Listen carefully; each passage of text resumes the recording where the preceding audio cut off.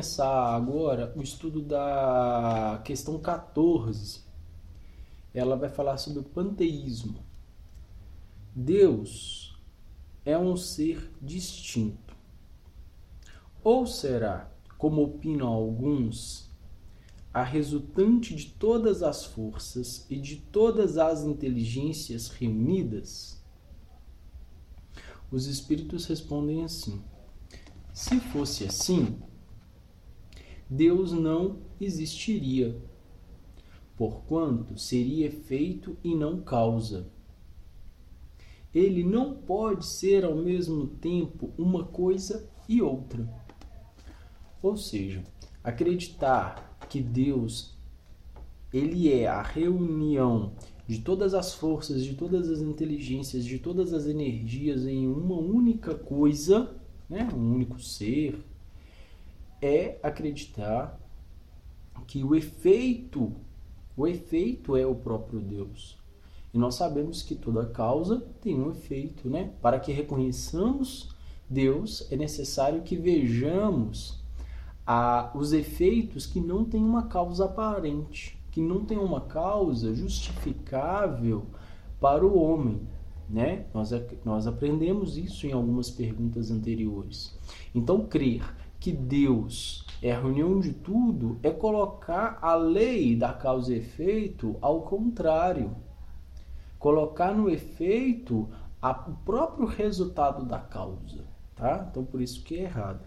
Depois disso, os espíritos vêm e dão uma lambada, literalmente. Ele vem dizer que nós temos imperfeições, que nós temos situações que nos requer mais atenção aqui na vida e não devemos nos preocupar, né, em tentar dar materialidade a Deus, porque isso é impossível. Tem na continuação, né, dessa verdadeira lambada que os espíritos nos dá aqui, eles dizem assim, ó: estudai as vossas próprias imperfeições, a fim de que vos libertardes delas, o que será mais útil do que pretenderdes penetrar no que é impenetrável. A questão 15, ela continua nesse mesmo sentido. O que se deve pensar da opinião segundo a qual todos os corpos da natureza, todos os seres, todos os globos do universo seriam parte da divindade e constituiriam em conjunto a própria divindade? Ou, por outra, que se deve pensar da doutrina panteísta? Os espíritos dão uma resposta bastante clara e objetiva. Mais uma lambada, na verdade. Não podendo-se fazer Deus, o homem quer ao menos ser parte de Deus. Se a gente não deu conta de ser Deus, se a gente não deu conta de criar a Deus, nós queremos, pelo menos com essa doutrina, fazer parte dele. Por isso que ela é equivocada, né? Quem somos nós? Aí a questão 16, ela tem um enunciado bastante longo, uma resposta bastante objetiva. Pretendem os que professam essa doutrina achar nela a demonstração de alguns dos atributos de Deus, sendo infinitos mundos. Deus é por isso mesmo infinito, não havendo o vazio ou o nada em parte alguma. Deus está por toda parte. Estando Deus em toda parte, pois tudo que é parte integrante de Deus, ele dá a todos os fenômenos da natureza uma razão de ser inteligente. O que se pode opor a este raciocínio? A razão, refleti maduramente e não vos será difícil reconhecer-lhe o absurdo.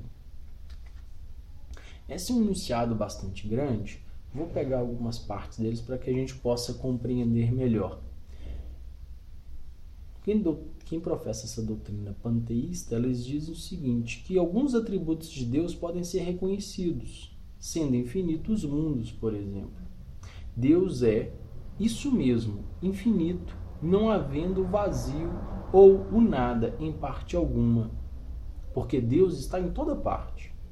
Estando Deus em toda parte, pois que tudo é parte integrante de Deus. Aí, o Allan Kardec faz uma explanação sobre para nos auxiliar na compreensão da resposta. Essa doutrina faz de Deus um ser material que, embora dotado da suprema inteligência, não seria em ponto grande o que somos em ponto pequeno. Ora, transformando-se a matéria incessantemente, Deus, se fosse assim, nenhuma estabilidade teria.